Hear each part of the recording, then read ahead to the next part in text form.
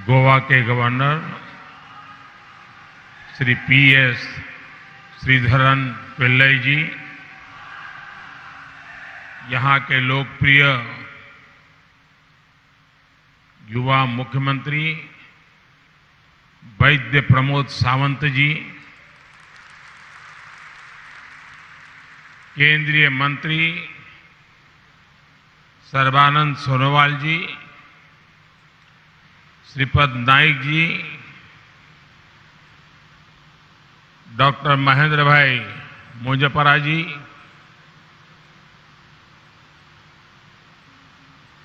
श्रीमान शेखर जी, अन्य महानुभाव, वर्ल्ड आयुर्वेद कांग्रेस में देश दुनिया से पधारे आयुष क्षेत्र के सभी विद्वान और विशेषज्ञगण,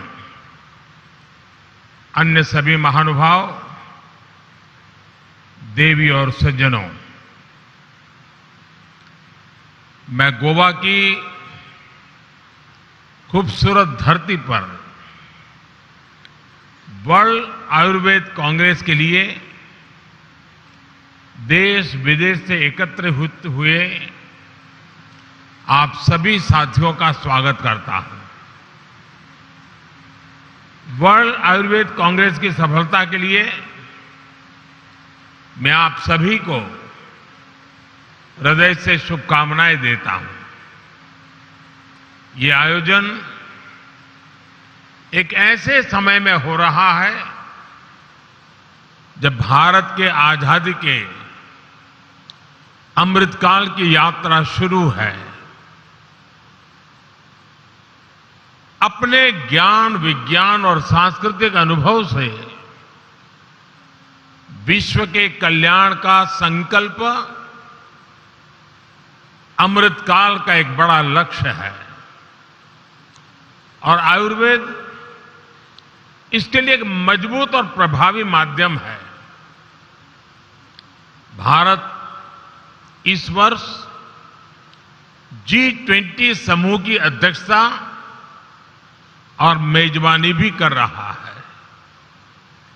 हमने G20 समिट की भी थीम रखी है, one earth, one family, one future.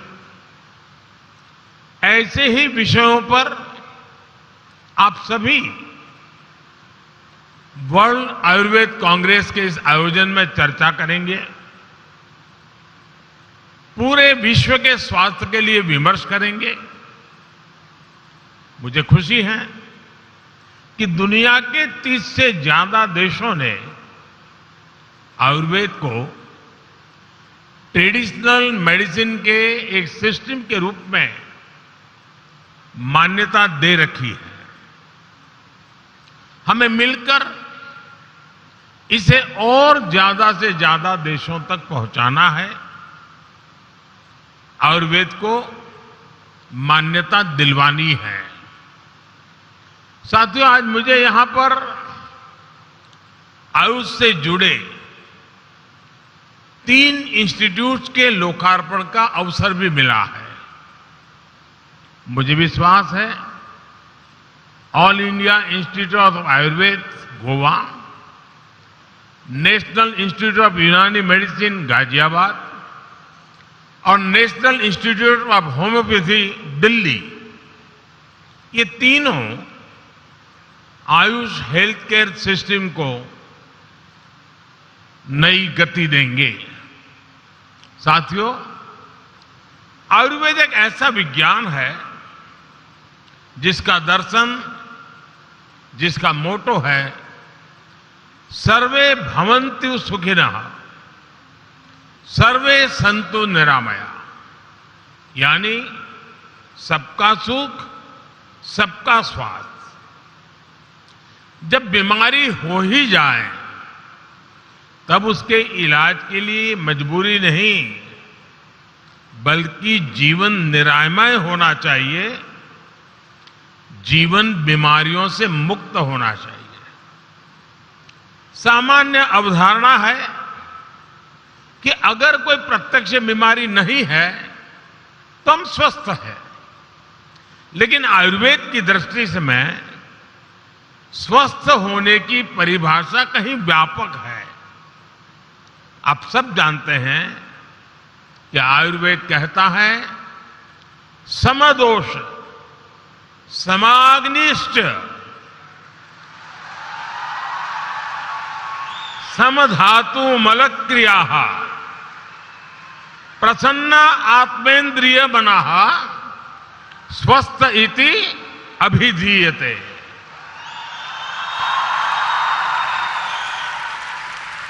अर्थात जिसके शरीर में संतुलन हो, सभी क्रियाएं संतुलित हो और मन प्रसन्न हो, वही स्वस्थ है। इसलिए आयुर्वेद इलाज से आगे बढ़कर वेलनेस की बात करता है, वेलनेस को प्रमोट करता है। विश्व भी अब तमाम परिवर्तनों और प्रचलनों से निकलकर इस प्राचीन जीवन दर्शन की ओर लौट रहा है। और मुझे इस बात की बहुत खुशी है कि भारत में इसे लेकर काफी पहले से ही काम शुरू हो चुका है। जब मैं गुजरात में मुख्यमंत्री के रूप में काम करता था, हमने उस समय से ही आयुर्वेद को बढ़ावा देने के लिए कई प्रयास शुरू किए थे। हमने आयुर्वेद से जुड़े संस्थानों को बढ़ावा दिया, गुजरात आयुर्वेद यूनिवर्सिटी को आधुनिक बनाने के लिए काम किया। उसका परिणाम है कि आज जामनगर में WHO की तरफ से विश्व का पहला और इकलौता global centre for traditional medicine खोला गया है। देश में भी हमने सरकार में एक अलग आयुष मंत्रालय की स्थापना की, जिससे आयुर्वेद को लेकर उत्साह भी आया और विश्वास भी बढ़ा। आज एम्स की ही तर्ज पर all India institute of Ayurveda भी खुल रहे हैं। इसी वर्ष ग्लोबल आयुष इनोवेशन और इन्वेस्टमेंट समिट का सफल आयोजन भी हुआ है, जिसमें भारत के प्रयासों की तारीफ WHO ने भी की है। अंतर्राष्ट्रीय योग दिवस को भी अब पूरी दुनिया हेल्थ और वेलनेस के ग्लोबल फेस्टिवल के तौर पर सेलिब्रेट करती है। यानी जिस योग और आयुर्वेद को पहले उपेक्षित समझा जाता था, वो आज पूरी मानवता के लिए एक नई उम्मीद बन गया है। साथियों, आयुर्वेद से जुड़ा एक और पक्ष है जिसका जिक्र मैं वर्ल्ड आयुर्वेद कांग्रेस में जरूर करना चाहता हूं। ये आने वाली सदियों में आयुर्वेद के उज्जवल भविष्य के लिए उतना ही आवश्यक है। साथियों, आयुर्वेद को लेकर वैश्विक सहमति, सहजता और स्वीकार्यता आने में इतना समय इसलिए लगा क्योंकि आधुनिक विज्ञान में आधार, एविडेंस को, प्रमाण को माना जाता है। हमारे पास आयुर्वेद का परिणाम भी था, प्रभाव भी था, लेकिन प्रमाण के मामले में हम पीछे छूट रहे थे। और इसलिए आज हमें डेटाबेस एविडेंसेस का डॉक्यूमेंटेशन करना अनिवार्य है। इसके लिए हमें लंबे समय तक निरंतर काम करना होगा। हमारा जो मेडिकल डेटा है, जो शोध है, जो जर्नल्स हैं, हमें उन सबको एक साथ लाकर आधुनिक वैज्ञानिक पैरामीटर्स पर हर क्लेम को वेरीफाई करके दिखाना है। भारत में बीते वर्षों में इस दिशा में लार्ज स्केल पर काम हुआ है। एविडेंस बेस्ड रिसर्च डेटा के लिए हमने एक आयुष रिसर्च पोर्टल भी बनाया है। इस पर अब तक के करीब 40,000 रिसर्च स्टडीज का डेटा मौजूद है। कोरोना काल के दौरान भी हमारे यहां आयुष से जुड़ी करीब 150 स्पेसिफिक रिसर्च स्टडीज हुई है। उस अनुभव को आगे बढ़ाते हुए अब हम नेशनल आयुष रिसर्च कंसोर्टियम बनाने की दिशा में भी आगे बढ़ रहे हैं। भारत में यहां एम्स में सेंटर फॉर इंटीग्रेटेड मेडिसिन जैसे संस्थानों ने भी योग और आयुर्वेद से जुड़ी कई महत्वपूर्ण रिसर्च हो रही है। मुझे खुशी है कि यहां से निकले आयुर्वेद और योग से जुड़े रिसर्च पेपर्स प्रतिष्ठित इंटरनेशनल जर्नल्स में पब्लिश हो रहे हैं।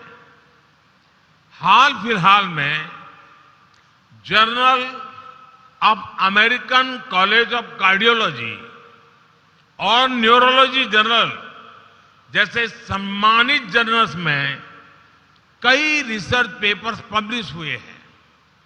मैं चाहूंगा वर्ल्ड आयुर्वेद कांग्रेस के सभी प्रतिभागी, सारे देश भी आयुर्वेद को वैश्विक प्रतिष्ठा दिलाने के लिए भारत के साथ आएं, कोलैबोरेट करें और कंट्रीब्यूट करें। भाइयों और बहनों, आयुर्वेद की एक और ऐसी खूबी है जिसकी चर्चा कम ही होती है।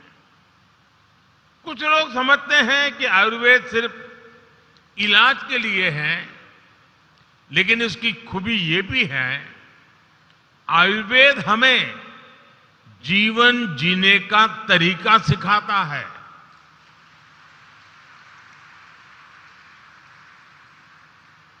अगर मैं आधुनिक टर्मिनोलॉजी का उपयोग करके आपको बताना चाहूं तो मैं एक आपको उदाहरण देता हूं। आप दुनिया की अच्छी से अच्छी कंपनी की बेहतर से बेहतर कार खरीदें, उस कार के साथ उसकी मैनुअल बुक भी आती है, उसमें कौन सा फ्यूल डालना है, कब और कैसे सर्विसिंग करवानी है, कैसे रखरखाव करना है, हमें ये ध्यान रखना पड़ता है।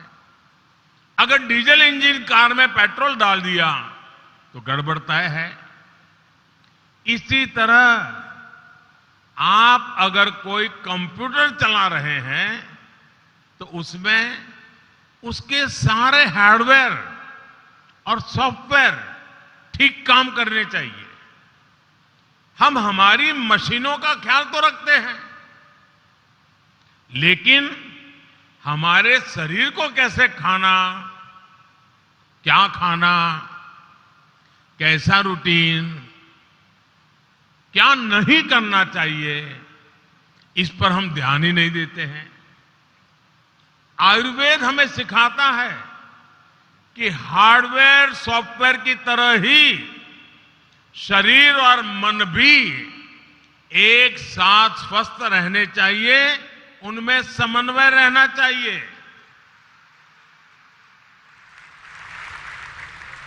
उदाहरण के तौर पर आज प्रॉपर स्लीप मेडिकल साइंस के लिए एक बहुत बड़ा विषय है, लेकिन आप जानते हैं महर्षि चरक जैसे आचार्यों ने सदियों पहले इस पर कितने विस्तार से लिखा है।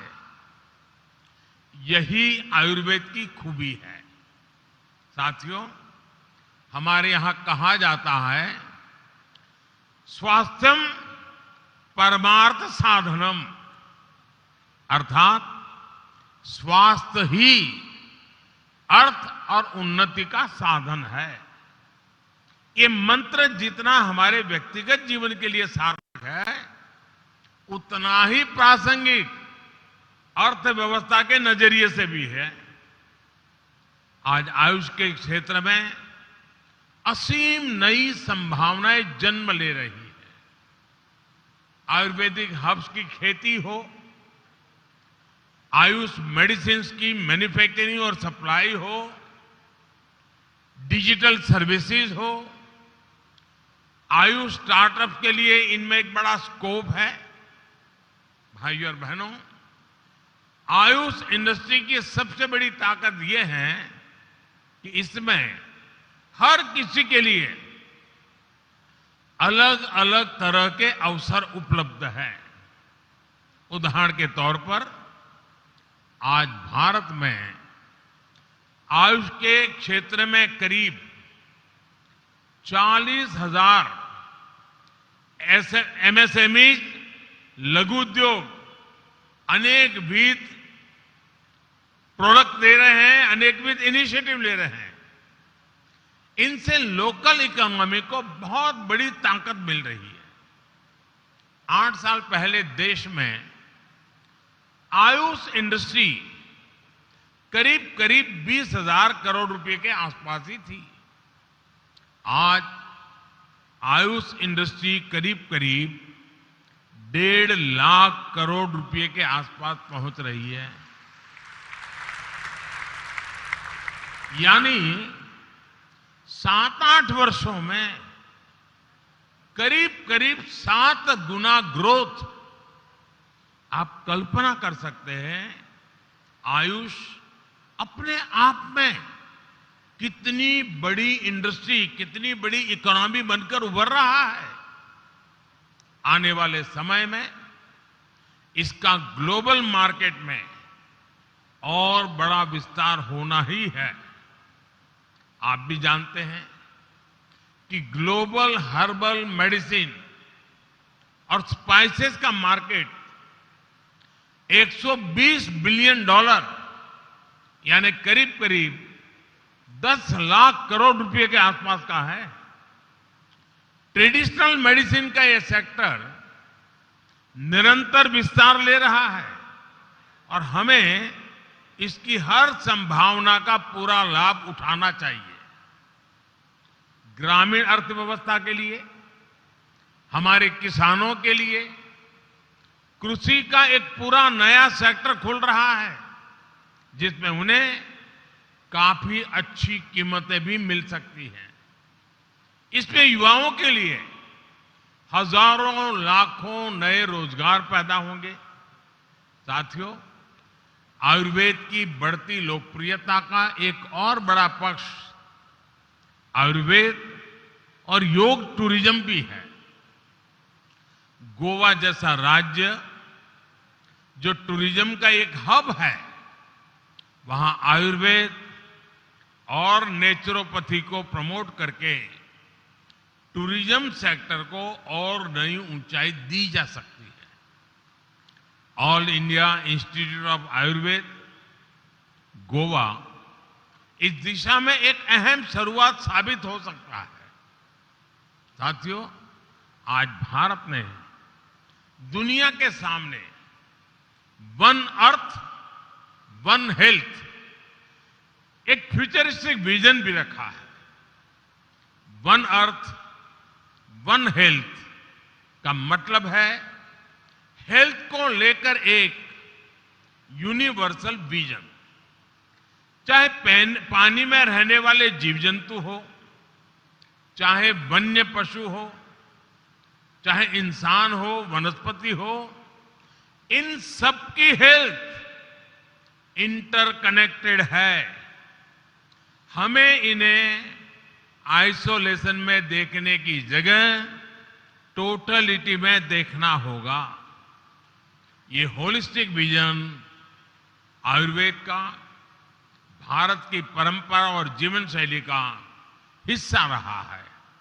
मैं चाहूंगा गोवा में हो रही इस वर्ल्ड आयुर्वेद कांग्रेस में ऐसे सभी आयामों पर विस्तार से चर्चा हो। हम सभी मिलकर आयुर्वेद और आयुष को कैसे समग्रता से आगे बढ़ा सकते हैं, इसका एक रोड मैप तैयार किया जाए।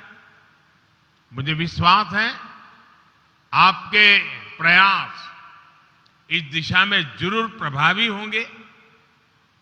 इसी विश्वास के साथ आप सभी का बहुत बहुत धन्यवाद और आयुष को, आयुर्वेद को अनेक अनेक शुभकामनाएं।